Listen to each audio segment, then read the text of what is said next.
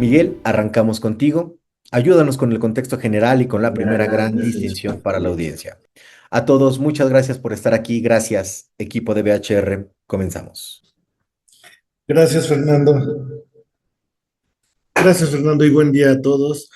Como comentó Fernando, muchos de nuestros clientes, amigos, nos han preguntado qué diferencia hay entre el SAT PLD y el SAT fiscal. Y ahorita Melissa, siempre cuando hemos platicado este tipo de temas, Melissa siempre nos comenta que es un monstruo de dos cabezas y ahorita nos va a explicar el por qué. La verdad es que al final del día, la autoridad fiscal, que es el SAT, es el que se va a encargar de todo el proceso de cumplimiento en materia de impuestos, en términos generales. Durante esta sesión, ¿qué estaremos analizando? Estaremos analizando cuál es el objetivo particular que persigue el SAT PLD, el SAT fiscal, cuáles son las sanciones de estos dos entes, qué es cuáles son las facultades de las dos entidades. Si bien estamos hablando de un solo SAT, si hay que diferenciar quién nos está revisando, ¿no? O quién, de dónde llegó esa notificación.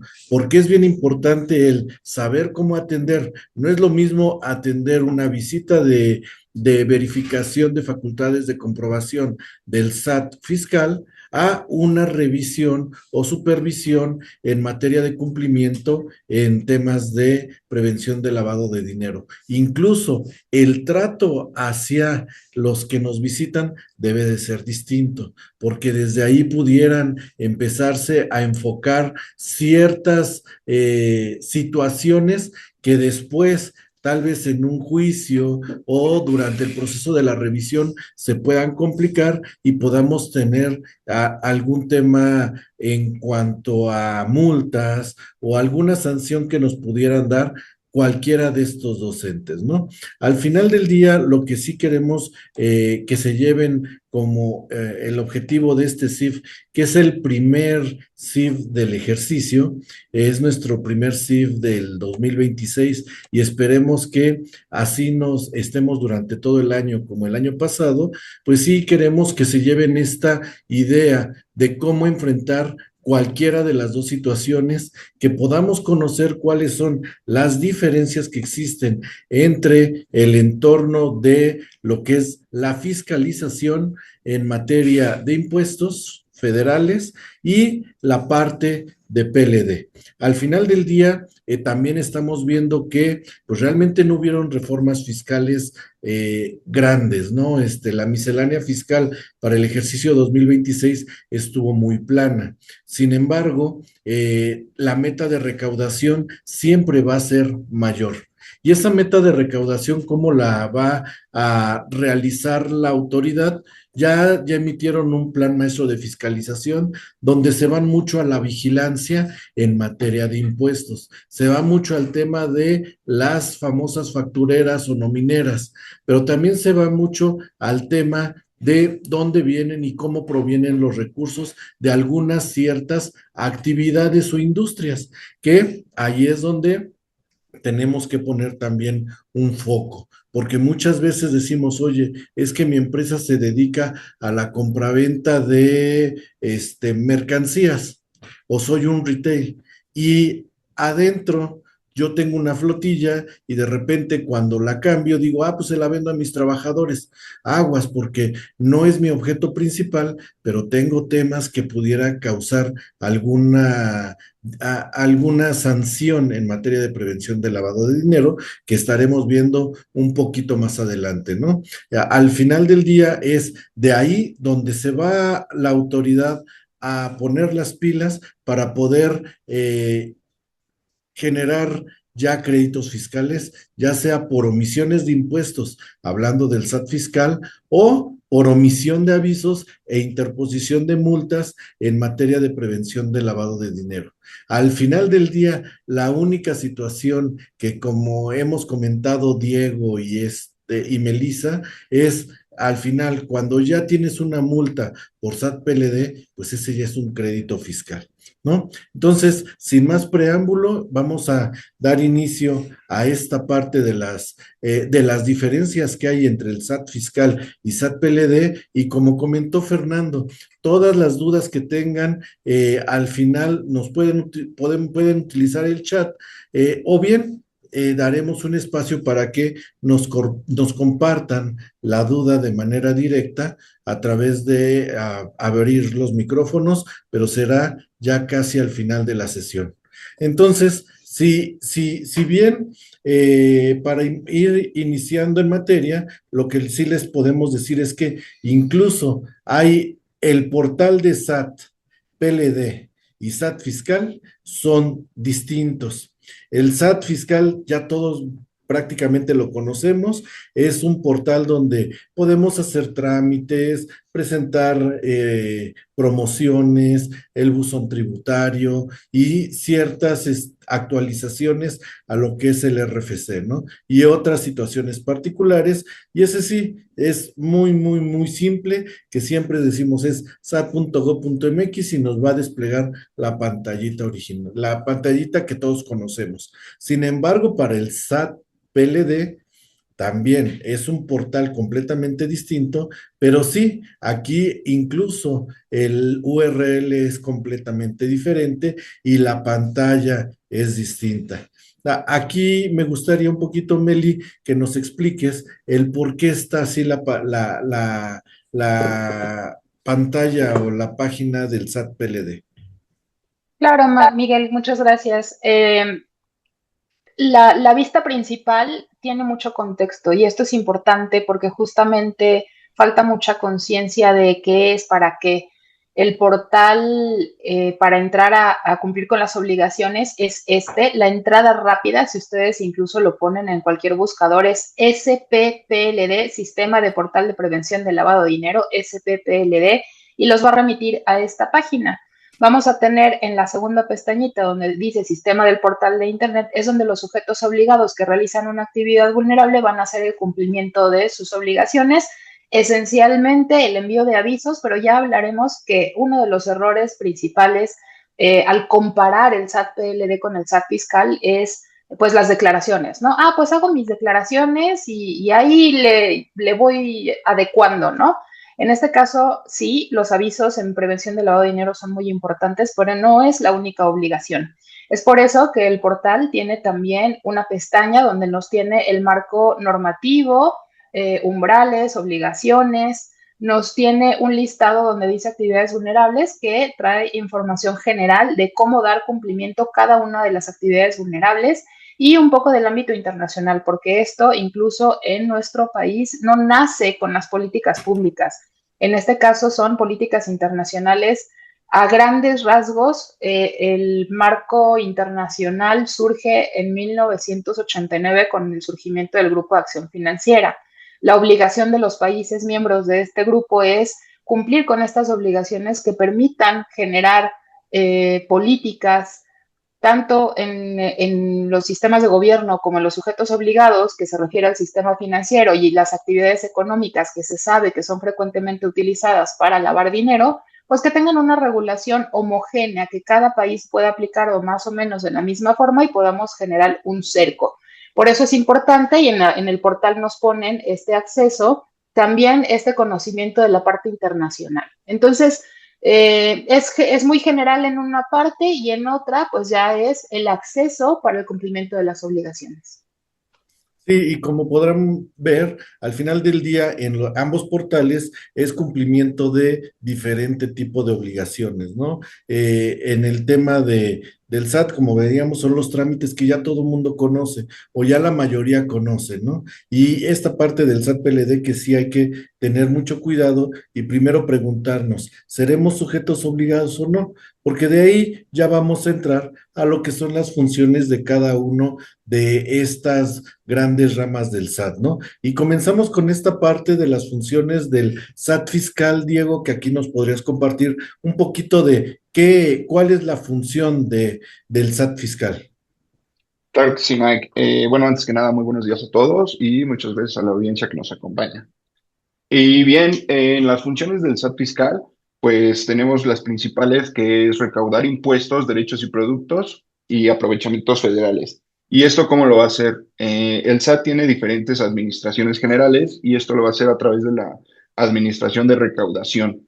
Por otra parte, también una función muy importante es el hecho de fiscalizar el cumplimiento de las obligaciones y eso lo va a hacer a través de su administración de auditoría fiscal.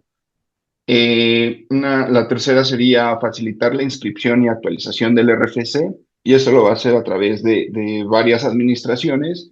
Y como un buen ejemplo es lo que hemos venido viendo acerca de estos régimen de incorporación fiscal, régimen simplificado de confianza, que de tal manera apoya este ejercicio de recaudación, haciendo más atractivo el hecho de recaudar, el hecho de tener más contribuyentes, tanto personas morales o personas físicas. Emite disposiciones de carácter general y esta, la principal es la emisión de la resolución miscelánea fiscal, que siempre se viene publicando los últimos días de diciembre, y a lo largo del año va teniendo ciertos ajustes que la autoridad va determinando y va publicando estas modificaciones a la misma. Por otra parte, está representar el interés de la federación, y eso lo va a hacer con su administración de jurídico. El SAT tiene su propia administración de jurídica, y este es quien representa estos intereses ante tribunales. Y proporcionar asistencia y orientación, que también lo hace a través de la administración de servicios al contribuyente, lo que vemos como, o lo que conocemos como el chat, chat SAT, o las llamadas que hacemos para cualquier consulta o trámite que necesitamos. Igual que cuando acudimos a las administraciones, tienen ventanillas únicas donde nos dan estos servicios de orientación. Sí, y aquí como podemos ver es realmente esto es lo que ya conocemos, ¿no? Al final sabemos que el Servicio de Administración Tributaria está bastante robusto con diversas subadministraciones, como bien lo comentas, Diego, la parte de recaudación, que es la que se encarga de obtener los recursos, la parte de fiscalización, que son lo que son las programaciones de auditorías o revisiones a ciertos contribuyentes muy particulares, y que este año creo que va a ser, ya es bastante común que este tema de las auditorías, la apertura de ciertas revisiones, ya sea en materia de contabilidad electrónica o de otras obligaciones fiscales, pues las desarrolle lo que es la administración de fiscalización, ¿no? Si bien es cierto, muchos dirán, oye, ¿y qué pasa con las cartas de invitación? Eso sigue siendo de recaudación. ¿Por qué? Porque como bien comentamos, aquí viene la parte de cómo me allego de esos recursos. Entonces, la parte de recaudación es la que ya con toda su inteligencia tecnológica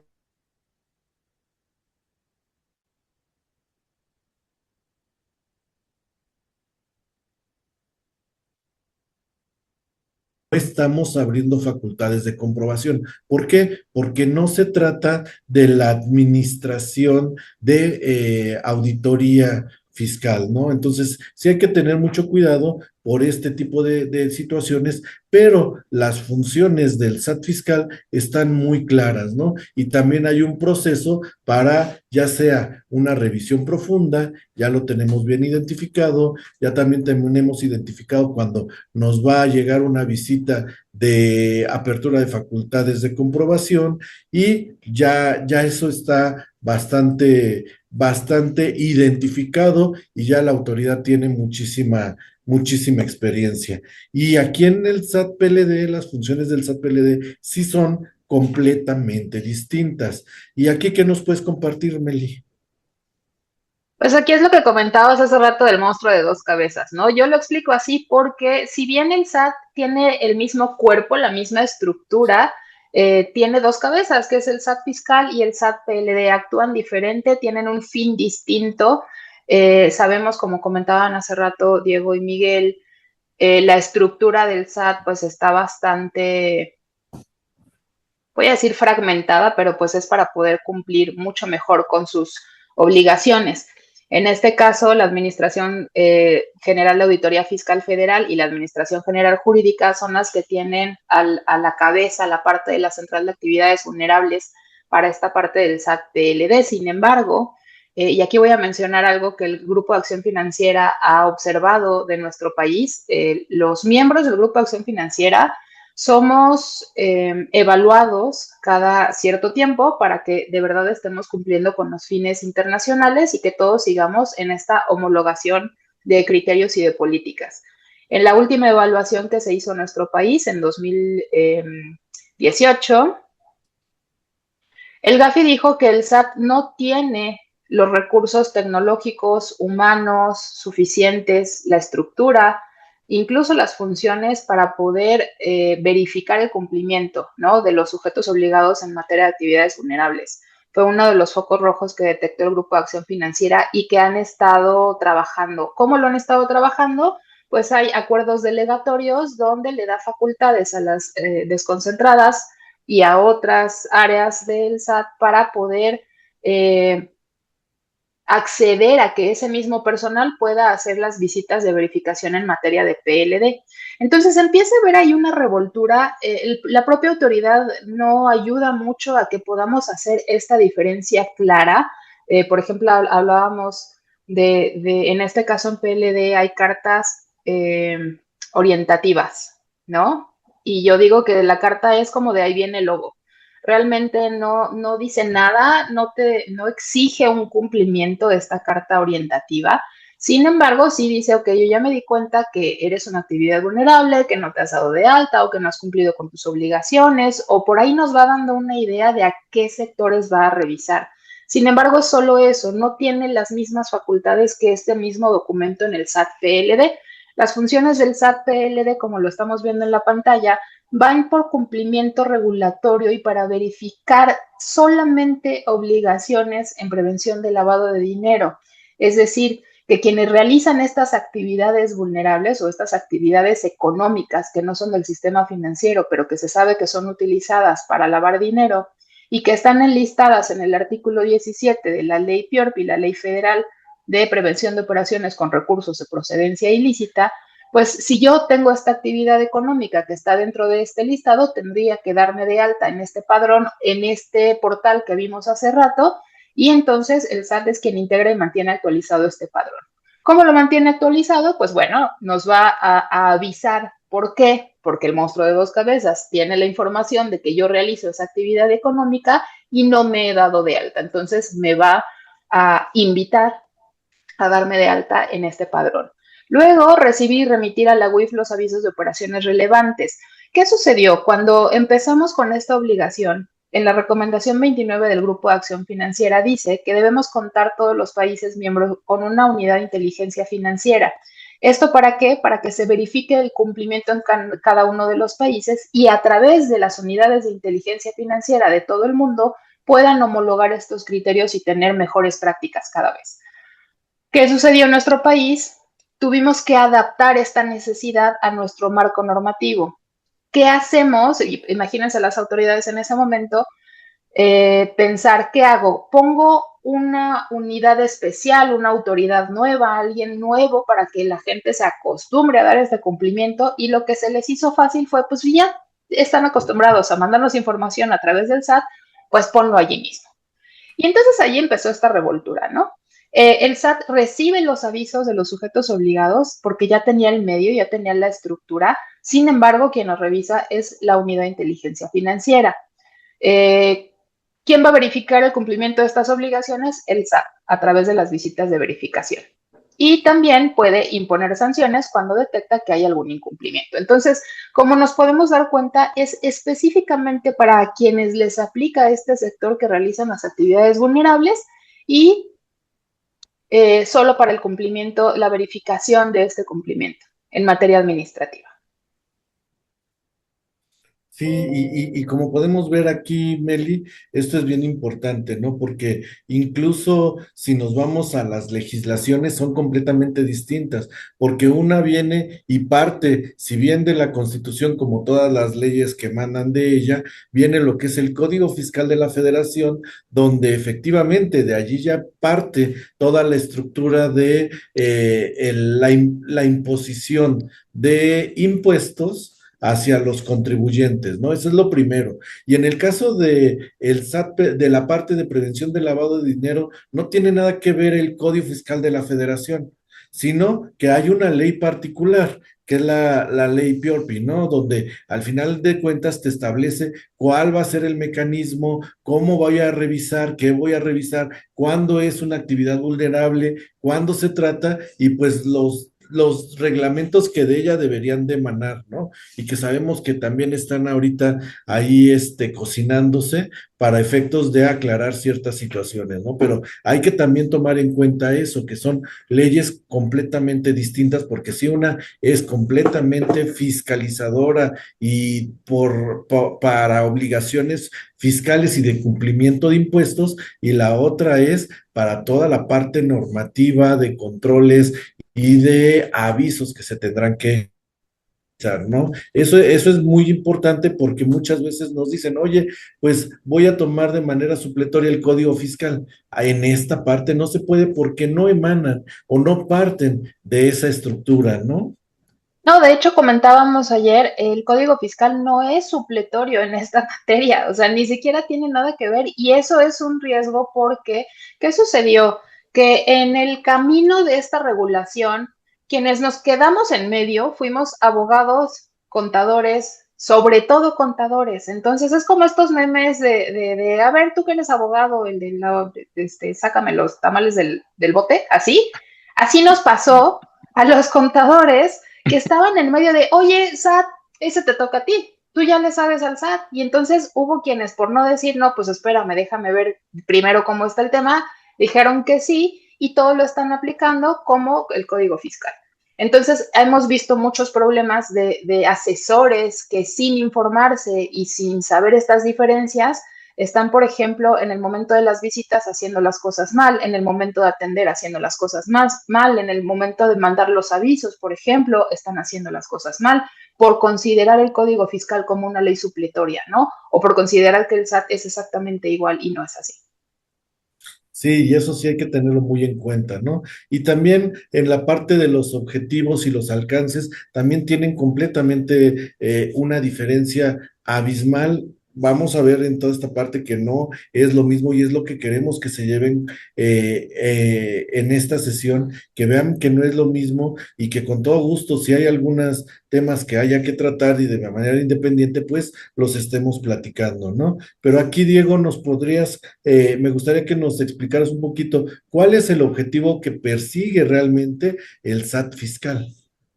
Sí, y bueno, ya que partimos revisando el tema de las funciones, pues estas obedecen a un objetivo principal. Y en el tema del SAT fiscal, su objetivo principal es la recaudación. ¿Para qué? Para todo el tema del gasto público, todo lo que representa, el porcentaje que representa la recaudación en el gasto público. ¿Y cómo lo va a hacer? Bueno, con todas sus facultades y las funciones que ya vimos van a hacer ciertas estrategias, van a ver cómo van a caminar, también partiendo de lo que siempre emite la presidencia de la República en el tema de presupuestos y tienen una meta y como bien lo mencionaste al inicio de la reunión, ellos tienen una meta y se tiene que alcanzar sí o sí y siempre lo han alcanzado. Entonces van a emitir ciertas reglas, ciertas estrategias, como lo que vimos para este año, que fue una recaudación inteligente a base de revisiones de vigilancia profunda, temas de carta invitación, pero el objetivo principal del SAT fiscal siempre va a ser enfocado a la recaudación. Sí, servicios al contribuyente, sí, todo eso, pero siempre, principalmente, recaudación. Sí, y que como comentábamos hace un rato, ¿no? Cada año ya tiene algunos ejercicios donde la autoridad generalmente entre la segunda o tercera semana de enero publican lo que es su plan maestro de fiscalización. Eso lo hace el SAT fiscal con la finalidad de poder identificar cómo va a partir, cuál va a ser su enfoque para efectos de poder hacer que los contribuyentes cumplan de manera oportuna y de manera correcta el pago de sus impuestos. Y también como parte de esta gran estructura de lo que es el plan maestro de fiscalización, se establece, oye, también yo, SAT, ¿cómo le voy a ayudar a los contribuyentes a hacer ese cumplimiento oportuno de las obligaciones, ¿no? Que aquí es donde parte toda esa gran estructura que ya se platicó en su momento de asistencia al contribuyente, recaudación, fiscalización, etcétera. Entonces, pero ese es el objetivo principal del SAT, que efectivamente obtenga los recursos de los contribuyentes para efectos de poder ejercer el gasto público, que es una de las máximas de nuestra Carta Magna, ¿no? Donde todos debemos de contribuir al gasto público y cómo lo hacemos, pues a través del SAT, ¿no? Y ese es el objetivo particular del SAT fiscal, pero no así del de PLD, ¿no, Meli? No, en este caso estamos ligados al delito de lavado de dinero, delincuencia organizada, todos estos delitos que generan recursos de procedencia ilícita. En el caso penal, en este rubro, el bien jurídico tutelado pues es la economía nacional. Ahí es donde tiene mucho que ver, ¿no? Y donde se unen los objetivos, porque si bien aquí esta plática el día de hoy se trata de las diferencias, pues también es entender por qué de alguna manera convergen en algún punto, ¿no? Los objetivos del SAT-PLD, pues es coordinarse con las autoridades que intervienen. Y yo aquí les pongo el ejemplo del cubo Rubik, ¿no? El cubo Rubik, que tiene muchas caras, con cada cara de un color distinto, pues eso es el entorno de prevención de lavado de dinero. No está solamente el sujeto obligado en este caso, que eso es el sistema financiero y las que en nuestro país se llaman actividades vulnerables, que son estas actividades comerciales y económicas reguladas por el SAT-PLD. Son una parte importante porque es a través de quienes ingresan estos recursos ilícitos a la economía nacional. Sin embargo, no es el único. Están también las autoridades supervisoras, que son Comisión Nacional Bancaria y el SAT-PLD, que van a supervisar que se cumplan los controles. Pero está la parte también de legislación, donde entran la Secretaría de Hacienda, la propia Unidad de Inteligencia Financiera, donde entra otro grupo de nuestras leyes, ¿no? De nuestras normas, de nuestra estructura como país. Y luego está la parte investigativa y de persecución de delitos, ¿no? Donde están las fiscalías locales, la Fiscalía Federal. Y todas estas caras del cubo Rubik tienen que estar armadas como debe de ser. Si no, si hay alguna que no entra, que no cumple con sus funciones, entonces este ciclo de prevención y detección se pierde.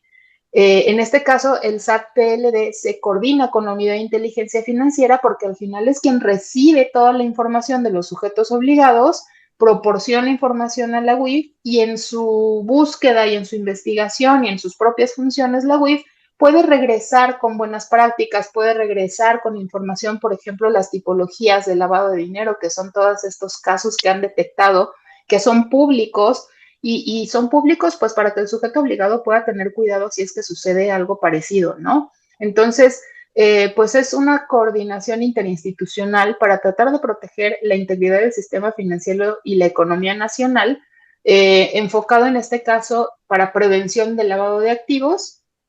En su momento se habló como de homologar como en el sistema financiero también la regulación hacia el financiamiento del terrorismo, pero con todo lo que está pasando con los cárteles, que Estados Unidos está tratando de designarlos como terroristas y que, pues digamos que nuestro vecino del norte anda muy necio con eso y no nos conviene en este momento políticamente aceptar o incluirlo, en esta reforma no se incluyó, aunque ya estaba dentro de la dictaminación de esta reforma a la ley Piorpi, ¿no? Que se traten ambos delitos.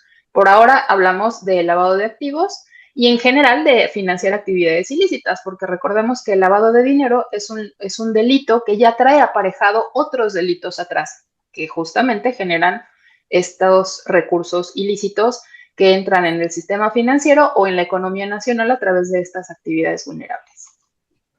Sí, ¿no? Y aquí es donde podemos observar que pues al final del día es completamente un enfoque distinto, ¿no?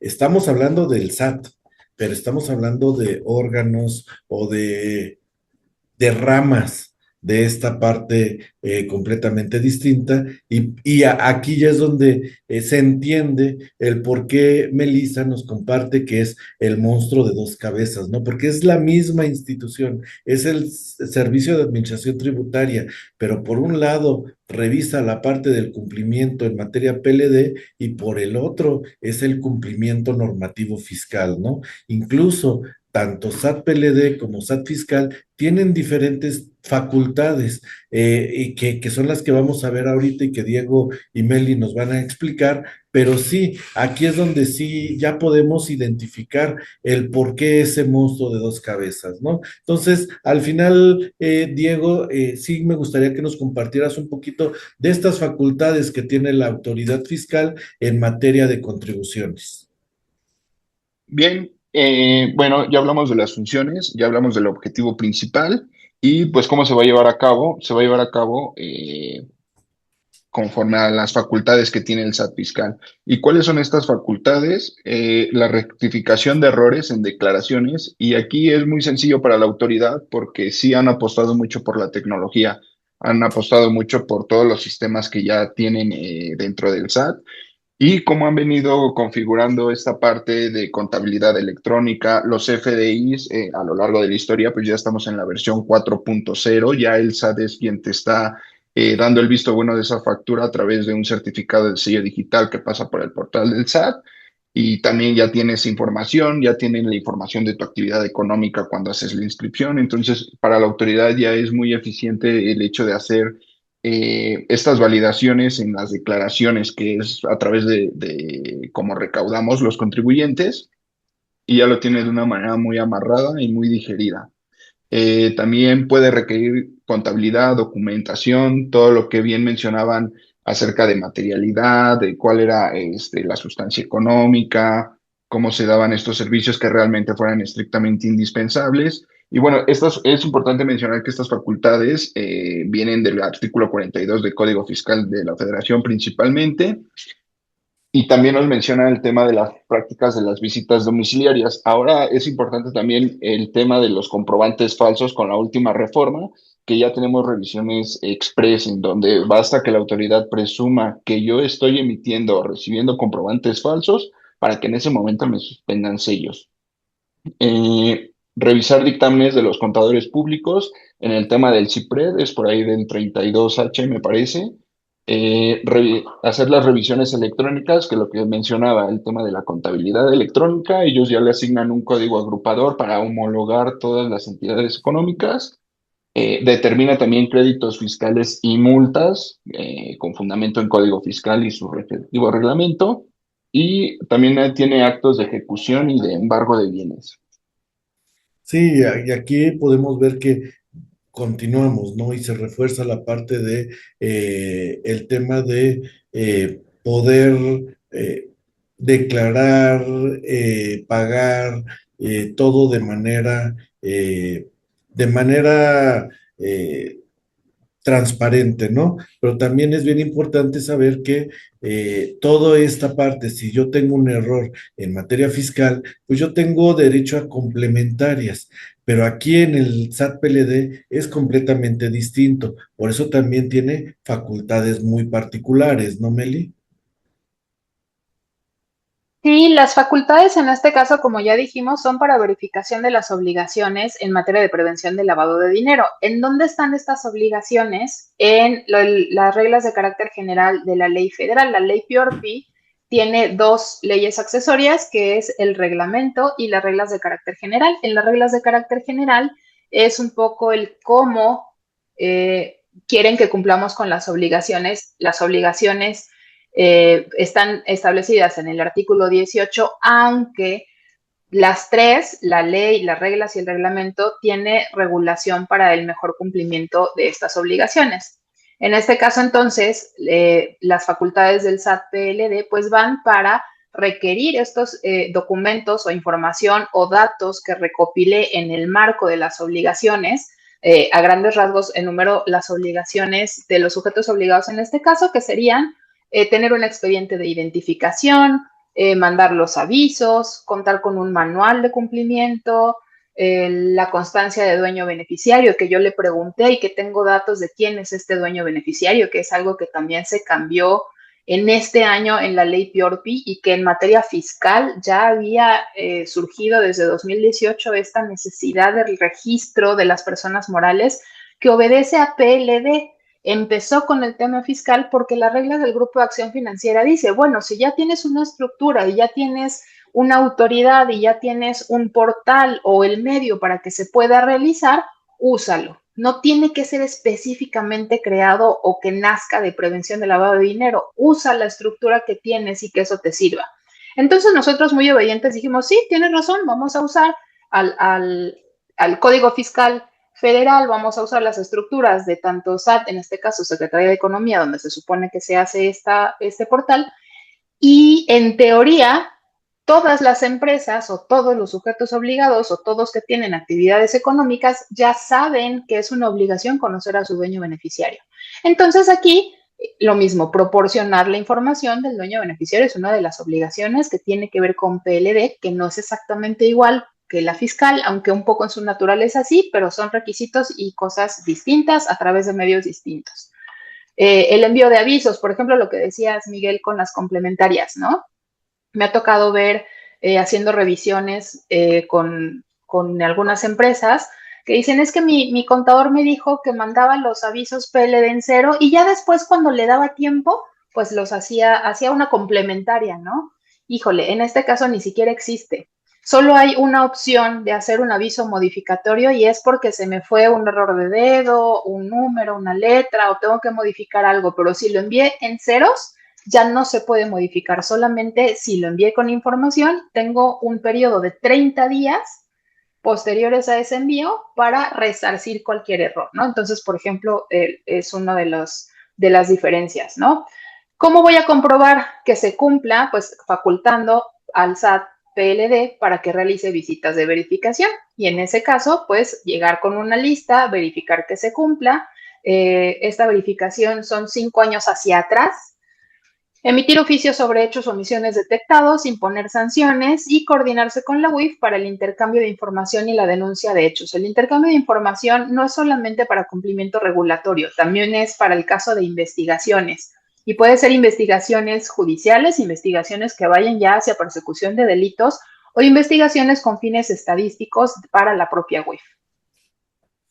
Sí, no, pues está súper interesante porque aquí sí tenemos que ver esa parte muy con lupa, porque pues, al final de cuentas también hay que ver esta última parte que comentabas, ¿no? También nos puede pedir información sobre ya delitos que se estén persiguiendo, ¿no? Entonces, oye, también ayer nos preguntaba alguien, oye, pero ¿cuánto tiempo voy a guardar la información? Si bien las facultades de comprobación son a 5 años, pues tú tienes por cualquier situación que venga, independientemente de esa revisión, nos pueden pedir información de hasta 10 años, ¿no? Cuando ya se investigue algún delito, cuando ya alguna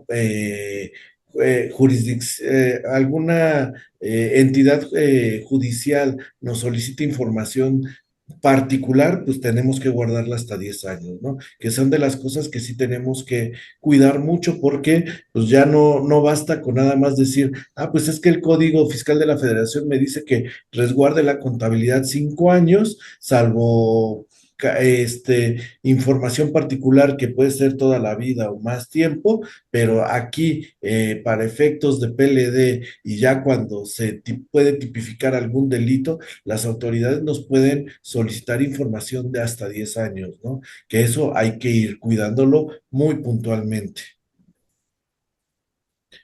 Y ya de ahí partimos muy rápido a cuál es, al final de cuentas, es una autoridad y también es una autoridad, como decíamos, ¿no? Tiene facultades de sanción cuando tenemos una omisión de impuestos. Y aquí, Diego, de manera muy general, ¿nos puedes comentar cómo es este proceso o cuáles serían estas sanciones que la autoridad pudiese imponernos? Sí, claro. Bueno, el SAT fiscal está facultado para imponer sanciones. ¿Y cuáles serían estas? Serían las multas económicas por distintos casos, como la cancelación de CFDIs fuera de tiempo, la mala presentación, el mal timbrado de los CFDIs, no atender una visita domiciliaria.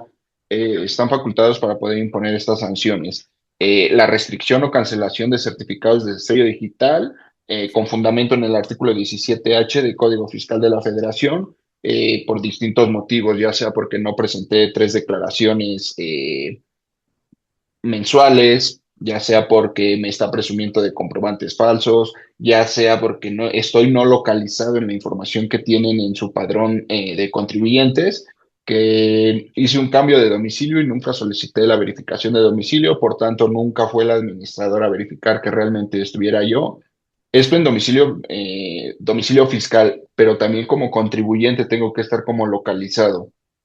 Eh, que me haya publicado en las listas del 69 o 69B, el embargo de los bienes o cuentas bancarias, que ya son procesos de ejecución, la cancelación del RFC ya en casos muy particulares, y con la reforma, importante mencionar el tema de las sanciones penales, cuando ya se está, una vez que el SAT presume que yo estoy emitiendo o recibiendo comprobantes falsos, de primera mano es una suspensión temporal de sello. Pero cuando ya se hizo toda la investigación y determinó que sí ocurrieron estas operaciones falsas, que sí llevé a cabo operaciones falsas, ya lo está llevando al ámbito penal. Entonces, pues estas son las principales sanciones que está imponiendo el SAT fiscal. Y en el caso de PLD, Meli, creo que muchos dicen, es que solo son multas, pero pues las multas están bastante críticas, ¿no? Considerables. Sí, solo las multas puede representar de 1 millón a 7 millones por aviso no presentado o del 10 al 100% del acto de operación. Les pongo un ejemplo, la venta de un inmueble de 65 millones, que fue un caso real, que no se presentó el aviso y entonces el SAT va a tocar la puerta y ya va directo por esos 65 millones porque la sanción dice de 10,000 a 65,000 UMAS o el 10 al 100% del acto de operación no reportado. Y esa es abrirle la puerta y abrir la caja de Pandora, porque entonces una vez que ya lo tengo por este incumplimiento, entonces, ok, ahora enséñame tu expediente, enséñame tu constancia de dueño beneficiario, quiero ver tu manual, tu papel de acumulación, todo un cúmulo de cosas que van sumando, ¿no? Ayer decíamos, va sonando la caja registradora nada más de cómo va cayendo. Hemos contado en auditorías preventivas, afortunadamente, 17 sanciones en un solo expediente, ¿no? Por incumplimientos. Esas son de 200 sumas, entonces ya son 20,000 pesos. Un aviso extemporáneo cuesta menos que un aviso omiso, por ejemplo, ¿no? Pero van las sanciones mínimas de 200 a 2,000 UMAS y las máximas de 10,000 a 65,000 en el caso de la omisión de los avisos y la restricción de uso de efectivo y de metales. La revocación de permiso es para aquellas actividades vulnerables que tienen permiso adicional para funcionar, por ejemplo, juegos y apuestas, traslados de valores, los notarios, los corredores públicos.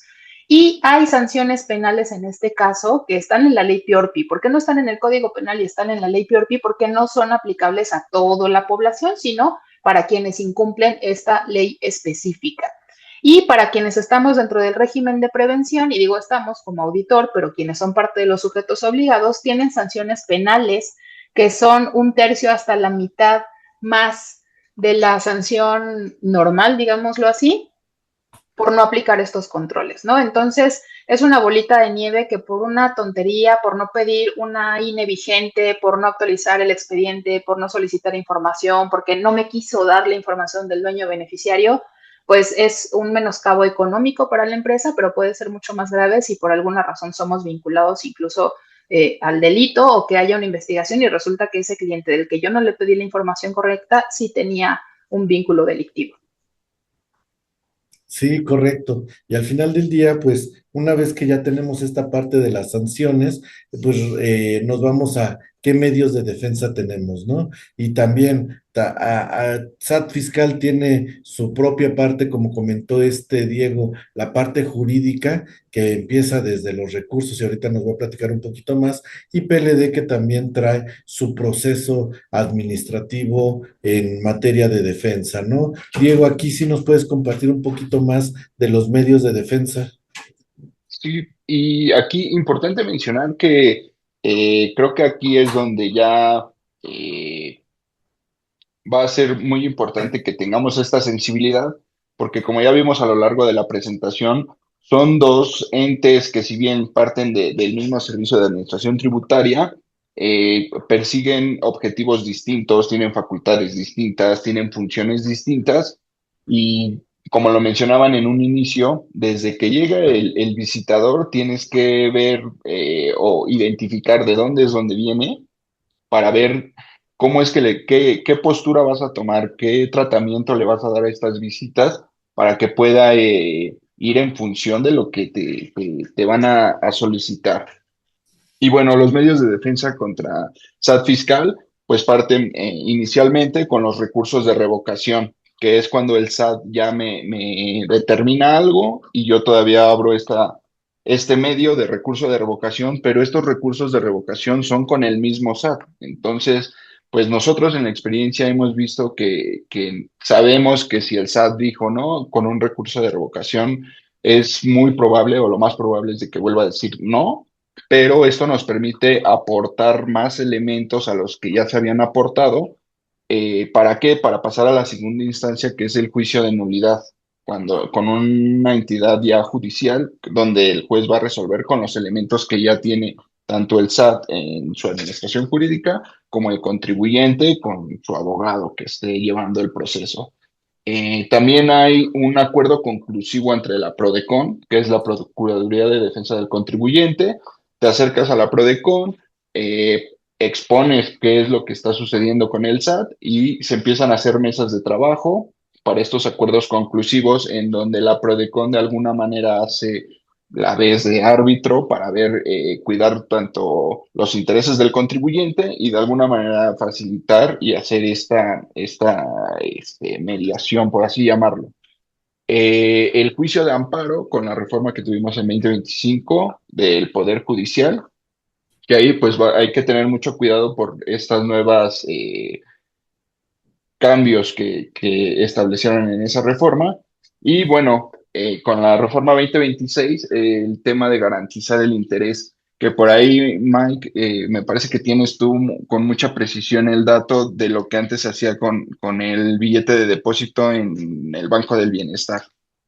Sí, justo que en la reforma fiscal se establecía cómo se iba a garantizar ese interés fiscal y nos comenta la disposición que era en prelación, ¿no? Primero comprabas una ficha de depósito o un banco en el Banco del Bienestar con el monto del interés fiscal, pero al ver que la autoridad estaba... eh, no era tan flexible en esta parte, en la resolución miscelánea para este ejercicio, ya nos establece que cuando un contribuyente no tenga no pueda solventar esa garantía del interés fiscal a través del Banco del Bienestar con este cheque de depósito, sí tiene una parte de flexibilidad, pero prácticamente es decirle, oye, no tengo y te demuestro que no tengo los recursos para hacer esa garantía,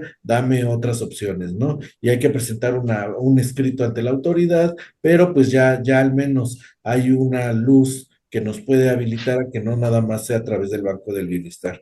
Y prácticamente para ya ir concluyendo en esta parte, los medios de defensa que tenemos en materia de SAT PLD, nos podrías comentar, Meli, prácticamente pareciera que son los mismos, ¿no?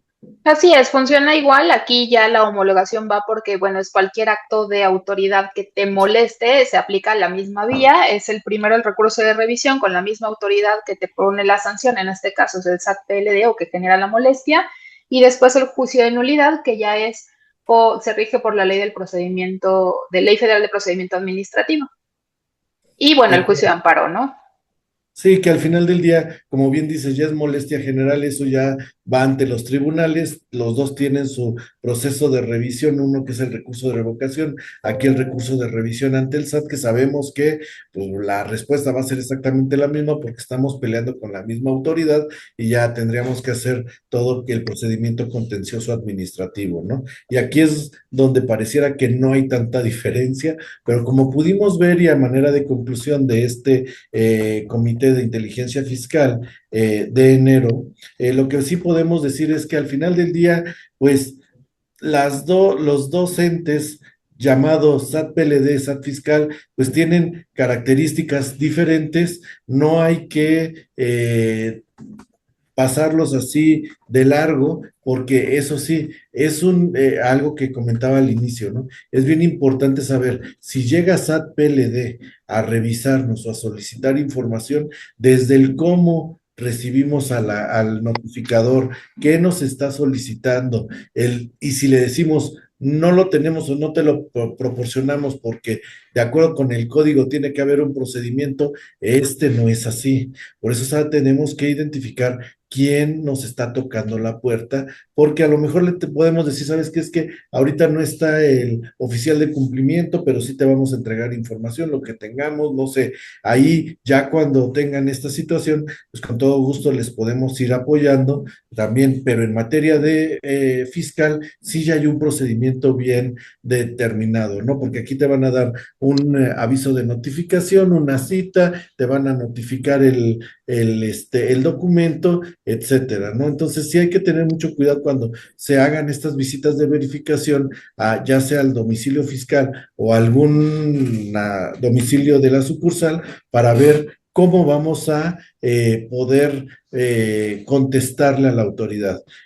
Si no hay alguna pregunta en el chat y si alguien no tiene alguna pregunta, pues estaremos dando por concluido este primer Comité de Inteligencia Fiscal de 2026. Así que estamos en la serie 2026 y vamos a estar aquí nosotros recibiendo también aquellos comentarios de qué quisieran que tocáramos en un CIF, algún tema muy particular. Nos pueden contactar a través de nuestros medios digitales, ya sea por los canales de WhatsApp, ya sea por correo electrónico, ya tienen ustedes todos nuestros contactos y podemos ir abundando en algún otro tema, ¿no?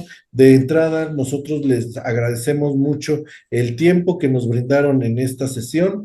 Esperamos que haya sido de su agrado y que se lleven con esa idea, ¿no? Al final del día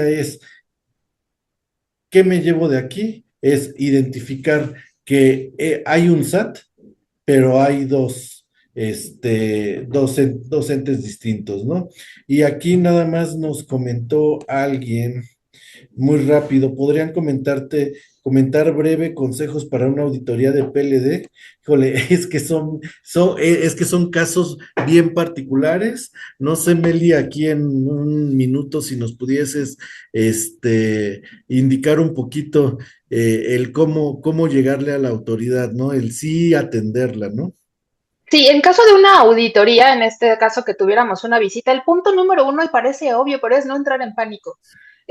No dar, no dar más información de la que nos piden, es leer muy bien el oficio, limitarnos a que si me está pidiendo 3 meses, entrega la información de 3 meses, y para eso nosotros aquí en BHR hacemos diagnósticos previos, que tú sepas cómo estás, así como vas con el doctor y te haces tu check-up, dice, fíjate que tienes que bajarle a las carnitas y tienes que subirle las verduras, eso en un diagnóstico preventivo para que puedas tener y cumplir con los elementos de la autoridad y que pueda ser de esa manera. Para la pregunta de Karina, también rapidísimo, sobre beneficiario y controlador, ahorita hay un impasse entre la reforma a la ley y que salgan las reglas de carácter general. En esencia, vayan identificando con los mismos elementos del anexo 3 de persona física a todos los beneficiarios controladores. Depende del tipo de empresa, es el tipo de beneficiario controlador. Yo no puedo decir que una empresa transnacional, el beneficiario controlador es el que está en la constitutiva por capacidad accionaria, porque no es cierto. Ya no es quien toma las decisiones administrativas, ya es el directivo. Entonces, hay que ver en estas posibilidades conceptuales que nos da la ley PIORPI, ver realmente cuál es viable y nosotros lo más sencillo es enfocarnos hacia la última persona física a la que podamos llegar de estas capas y con eso estamos cumpliendo. Y bueno, les agradecemos mucho el tiempo que nos brindaron aquí en este Comité de Inteligencia Fiscal. Nos vemos el siguiente mes. Les agradecemos y cualquier duda en nuestros medios oficiales. Cualquier cosa estamos a la orden y muchísimas gracias, Diego, muchísimas gracias, Meli, por esta participación. Seguramente van a haber más temas que conjuntamente en otros CIF entre PLD y SAT, porque sí hay mucha carnita que platicar, ¿no? Y como dice nuestro gerente de desarrollo de negocios, estamos a un WhatsApp de distancia. Muchas gracias, Mike. Muchas gracias, Meli. Buen día a Muchas gracias a todos. todos. Gracias. Hasta luego.